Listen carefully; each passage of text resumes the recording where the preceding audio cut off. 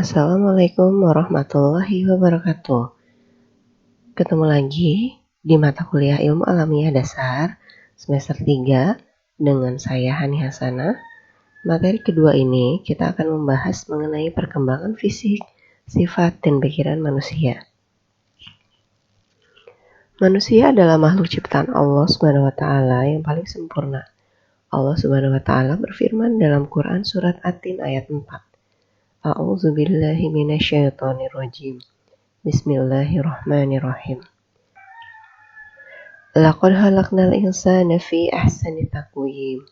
Sungguh, kami telah menciptakan manusia dalam bentuk yang sebaik-baiknya. Fisik atau tubuh manusia mengalami proses pertumbuhan sedikit demi sedikit, mulai dari masa di rahim ibu, masa setelah dilahirkan, sampai masa dewasa. Proses perubahan tersebut diawali dari bentuk sel yang sangat sederhana pada saat pembelahan sampai ke bentuk sel yang sangat kompleks.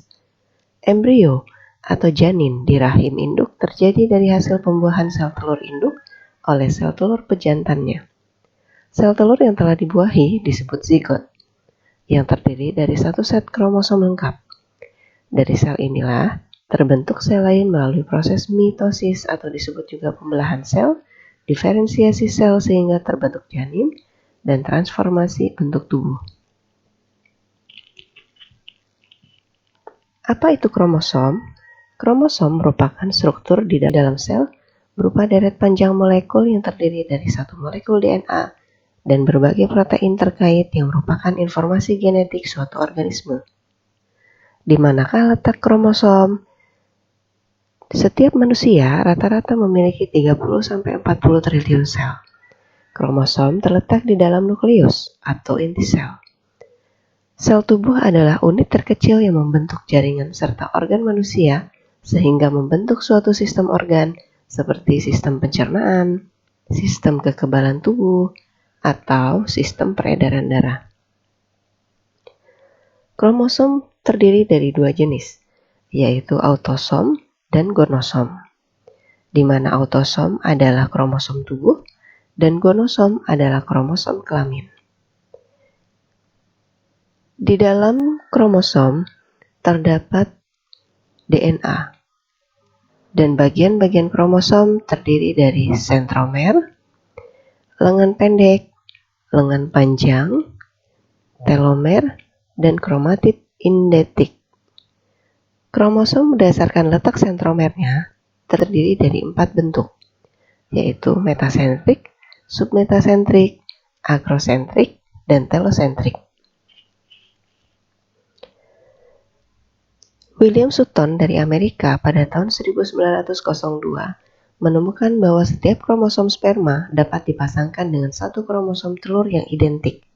Hal ini lebih jelas terlihat ketika mereka menggandakan diri. Setiap kromosom sel sebenarnya memiliki 2 salinan. Salinan ini disebut pasangan homolog.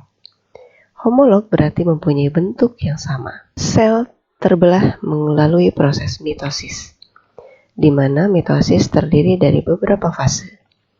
Fase-fase pembelahan mitosis atau tahapan pembelahan mitosis yang pertama adalah profase.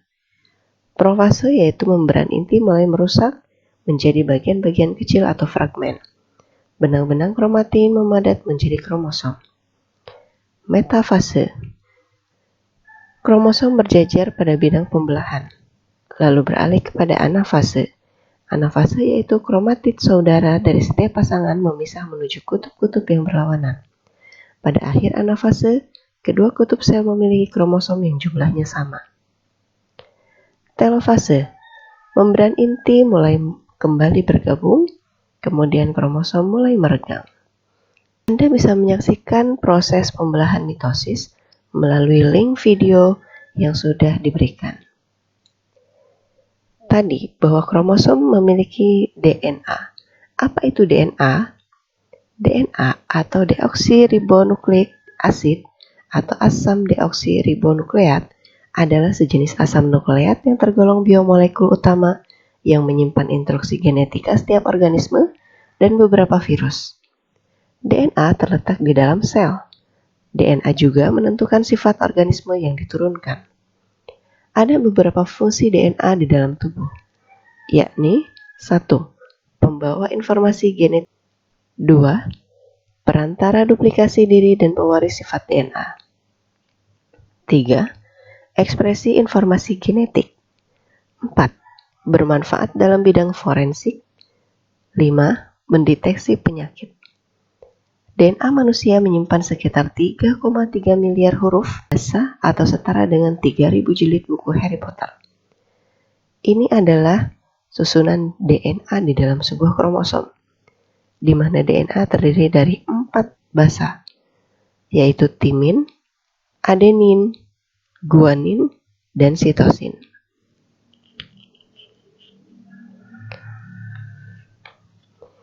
Sepanjang sejarah, banyak pemikir berusaha menjawab pertanyaan mengenai faktor penentu jenis kelamin. Ternyata, faktor penentu jenis kelamin ternyata tidak terdapat dalam gen. Seorang pakar menemukan bahwa kromosom laki-laki sepasang kromosom yang tidak homolog. Kromosom yang besar disebut dengan kromosom X, dan kromosom yang kecil disebut dengan kromosom Y. Satu-satunya hal yang membedakan antara laki-laki dan perempuan ialah perempuan memiliki 2 kromosom X dan laki-laki memiliki sepasang kromosom XY. Ini adalah perbedaan jumlah kromosom laki-laki dan jumlah kromosom perempuan, di mana ke-22 pasangnya sama, hanya satu pasang yang berbeda. Laki-laki adalah XY dan perempuan adalah XX.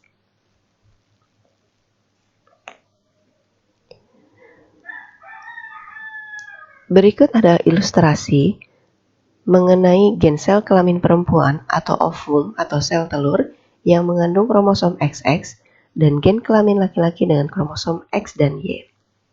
Nah, ini teman-teman, ini adalah kromosom XX atau kromosom perempuan, sedangkan ini adalah kromosom laki-laki.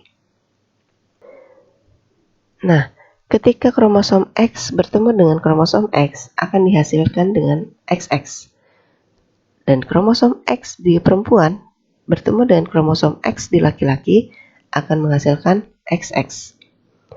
Lalu, kromosom X di perempuan dan kromosom Y di laki-laki akan menghasilkan kromosom XY. Begitu juga kromosom X di perempuan dan kromosom Y di laki-laki akan menghasilkan XY. Maka, menghasilkan setengah perempuan dan setengah laki-laki. Dari ilustrasi di atas juga belum terjawab, gen mana yang bertanggung jawab atas fungsi tertentu. Apakah kromosom Y yang membuat laki-laki, ataukah diperlukan dosis ganda X untuk membuat perempuan? Apa yang bisa terjadi bila ada orang dengan 2 kromosom X dan 1 Y? Pertanyaan ini dijawab dengan melihat kasus-kasus kegagalan meiosis. Kegagalan itu terjadi karena kadang-kadang timbul kesalahan dalam pembuatan sperma. Contoh kasus kegagalan meiosis. Yang pertama yaitu sindrom Klinefelter, adalah kelainan genetik yang disebabkan oleh adanya salinan kromosom X tambahan. Akibatnya, laki-laki yang dilahirkan dengan kondisi seperti ini akan memiliki beberapa karakteristik perempuan. Kromosom seks yang menentukan jenis kelamin seseorang. Normalnya laki-laki memiliki 46 kromosom dengan kromosom seks XY. Sedangkan perempuan memiliki 46 kromosom dengan kromosom seks XX. Saat mengalami sindrom Klinefelter, seorang laki-laki bisa memiliki kromosom 47 XXY, 48 XXXY. Kasus kegagalan meiosis yang kedua yaitu kariotip atau disebut juga dengan laki-laki super. Yang ketiga, sindrom Turner. Sindrom Turner adalah perempuan dengan kromosom XXX. Sindrom Turner dihasilkan oleh kromosom seks yang hilang atau tidak lengkap. Gejala berupa perawakan pendek, pubertas tertunda, infertilisasi, cacat jantung, dan ketidakmampuan belajar tertentu. Pengobatan-pengobatan dapat melibatkan terapi hormon. Pengobatan kesuburan mungkin diperlukan untuk wanita yang ingin hamil jika mengalami kasus kegagalan meiosis. Apakah binatang berurusan dengan X dan Y? Jawabannya tidak selalu. Penentu kelamin dilakukan dengan berbagai cara meskipun banyak spesies menggunakan sistem yang sama dengan manusia. Kita ketahui bahwa penentu jenis kelamin bukan hanya pada gen dan kromosom, tapi melainkan suhu juga akan mempengaruhi. Contohnya pada buaya. Jenis kelamin aligator atau buaya tidak ditentukan oleh kromosom kelamin, melainkan oleh suhu lingkungan tempat telur disimpan. Aligator betina akan meletakkan telur-telurnya di tempat yang berbeda. Telur yang disimpan di tempat suhu antara 34-36 derajat kebanyakan akan menghasilkan aligator jantan. Sedangkan telur yang disimpan di tempat bersuhu 26-30 derajat Celcius kebanyakan akan menghasilkan aligator betina. Perkembangan fisik manusia normal dimulai dari pertemuan sel telur dengan sperma di tuba Fallopi atau tempat pembuahan. Ini adalah tempat pembuahan yang dinamakan tuba Fallopi. Bagaimana proses terjadi pembuahan? Pertama, sperma masuk melalui vagina dan ini disebut dengan serviks, ini uterus. Lalu sperma masuk melalui vagina menuju tuba Fallopi, di mana sel telur akan dilepaskan dan bertemu di tuba Fallopi. Setelah ovulasi, sel telur turun ke tuba Fallopi. Jika satu sperma masuk ke dalam rahim melalui vagina sekitar 24 jam, terjadilah konsepsi. 5 minggu pertama terbentuk embrio sebesar 0,25 cm. Jantung walaupun tidak lebih besar dari benih opium sudah mulai berdenyut. Akhir bulan kedua, usia 9 minggu, panjang embrio 2,5 cm dan mulai terlihat jari-jari dengan selaput tipis antar jari. Pembuluh darah tampak jelas, plasenta siap memberi makanan yang bergizi bagi bayi melalui tali umbilikal. Jantung sudah terbagi menjadi 2 serambi, kanan dan kiri. Mulai minggu ke-8, janin itu disebut fetus. Akhir dari 3 bulan pertama, minggu ke-13, fetus tumbuh menjadi 7,5 cm dan bertambah kuat. Ia mulai menelan dan menendang, semua organ dan otot telah terbentuk dan mulai berfungsi. Akhir bulan ke-4, usia 18 minggu, panjang fetus bertambah menjadi 14 cm. Ia dilapisi oleh selaput tebal dan rambut halus yang disebut lanugo. Denyut jantung terdengar jelas. Pada saat ini, ibu bisa merasakan getaran tendangan bayinya. Selaput pelindung kulit bayi yang disebut vernix caseosa mulai terbentuk. Dengan pemeriksaan USG, terlihat fetus mengisap ibu jari.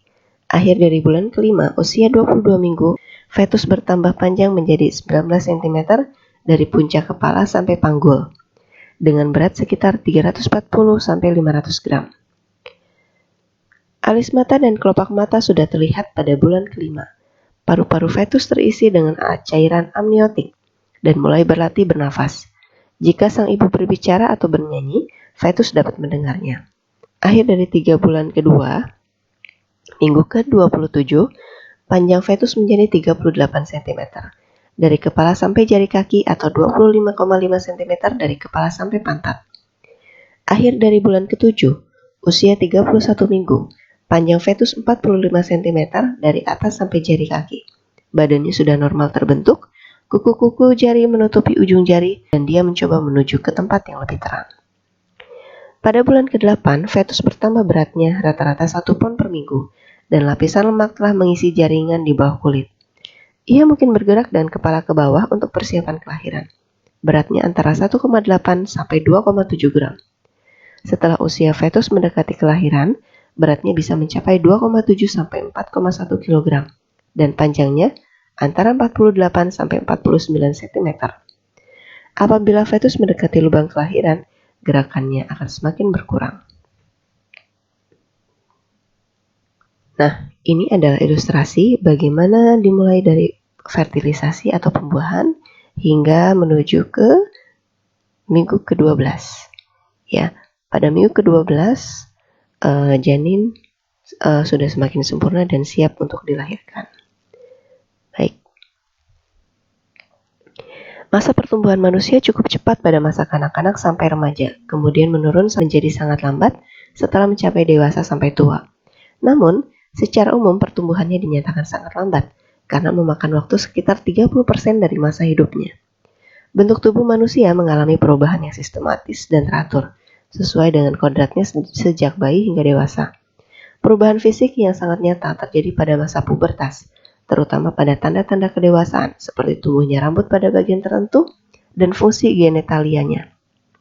Perubahan morfologis wanita pada masa pubertas yang tidak dialami laki-laki ialah pinggul membesar, pinggang meramping, terbentuknya payudara, serta datangnya siklus haid. Perbedaan bentuk tubuh dan alat genitalia tersebut dapat dimaklumi karena secara biologis mereka mempunyai peran yang berbeda dalam kehidupannya. Perubahan fisik yang sangat mencolok terlihat pada masa usia 10-15 tahun, yang biasa disebut dengan masa pra-remaja atau masa puber. Pada masa ini, tubuh anak-anak mulai berubah menjadi tubuh seorang dewasa. Pertumbuhan fisik yang paling nyata adalah tinggi badan yang bertambah dengan cepat. Disusul dengan tumbuhnya rambut di ketiak dan sekitar kemaluan, munculnya jerawat atau wajah menjadi berminyak, dan perubahan suara pada remaja laki-laki. Pada remaja perempuan, perubahan yang terjadi ialah payudara membesar, kadang disertai rasa nyeri atau tidak sama besar tumbuhnya. Hal ini normal adanya. Selain yang terlihat dari luar, perubahan juga terlihat di dalam tubuh. Kelenjar-kelenjar di otak mengeluarkan zat-zat kimia yang disebut hormon. Hormon ini mempengaruhi perubahan alat-alat reproduksi dari anak menjadi remaja. Pada remaja laki-laki, kelenjar prostat dan seminal, uretra atau saluran kencing, testis atau buah zakar, dan penis juga tumbuh membesar dan mulai mengeluarkan cairan yang diperuntukkan sebagai tempat perkembangan sperma. Hormon-hormon mempengaruhi perubahan fisik dan emosi pada masa pubertas ini, terutama 1. Estrogen dan progesteron pada remaja perempuan dan diproduksi oleh indung telur. 2. Testosteron pada remaja laki-laki diproduksi oleh testis. Ini adalah perbedaan ciri fisik remaja laki-laki dan perempuan pada masa pubertas. Perkembangan sifat dan pikiran manusia. Cara orang dewasa mencari pengetahuan umumnya sangat dipengaruhi oleh perkembangan pengetahuan pada masa kanak-kanak. Apabila pada masa perkembangan, kecerdasannya kurang mendapatkan bimbingan yang baik, maka kemampuannya akan terus terbawa sampai tingkat dewasa. Berikut ini pengelompokan perkembangan kecerdasan manusia berdasarkan usia dari bayi hingga dewasa. Di mana ada 5 masa, yaitu bayi, kanak-kanak, usia sekolah, masa remaja, dan masa dewasa. Berikut ini adalah penjelasan perkembangan sifat dan pikiran manusia berdasarkan masanya. Masa bayi atau disebut juga dengan periode sensoriomotorik, di mana periode ini perkembangan kecerdasan bayi sangat cepat. Ia mulai belajar makan, berjalan, bicara, dan mengikatkan diri pada orang lain dengan alat indranya. 2. Masa kanak-kanak 3-5 tahun, yaitu disebut juga dengan masa pra-operasional. Pada periode ini, dorongan keingintahuannya sangat besar, sehingga banyak yang menyebutkan masa ini sebagai masa bertanya. Apalagi, pada masa ini si anak sudah memiliki keterampilan bahasa lisan. Namun, pada masa ini pengungkapan sering menggunakan lambang-lambang, seperti bermain mobil-mobilan dengan garasinya menggunakan kotak kosong. 3. Masa usia sekolah, atau disebut juga dengan operasional nyata, dengan kisaran 6-12 tahun. Pada periode ini, anak sangat aktif, ditandai dengan perkembangan fisik dan motorik yang baik. Para ahli psikologi menyebutkan masa ini sebagai masa tenang, karena proses perkembangan emosional si anak telah mendapatkan kepuasan maksimal sesuai dengan kemampuan individu. Perolehan pengetahuannya masih dengan induksi, yaitu pengamatan dan percobaan, walaupun sudah mulai menggunakan penalaran dan logika. Masa remaja 13-20 tahun disebut dengan periode operasional formal. Periode ini merupakan masa pertentangan atau konflik, baik dengan dirinya sendiri maupun dengan orang dewasa. Mereka berusaha mengekspresikan dirinya sebagai orang dewasa, padahal secara fisik, mental, dan emosional belum mampu berbuat demikian. Perolehan pengetahuan mulai dilakukan dengan cara deduksi dan mampu menggunakan nalar serta berhipotesis. Masa dewasa ditandai dengan kemampuan individu untuk berdiri sendiri, Mereka mampu mengendalikan perilakunya dengan baik, menempatkan dirinya sebagai anggota dalam kelompok, serta merupakan individu yang bertanggung jawab. Nah, masa balita merupakan masa emas atau disebut dengan golden age bagi anak. Di masa ini, anak-anak manusia mengalami tumbuh kembang yang luar biasa, baik dari segi fisik, emosi, kognitif, maupun psikososial. Sekian pertemuan ini, semoga bermanfaat. Wabillahi taufiq wal hidayah. Assalamualaikum warahmatullahi wabarakatuh.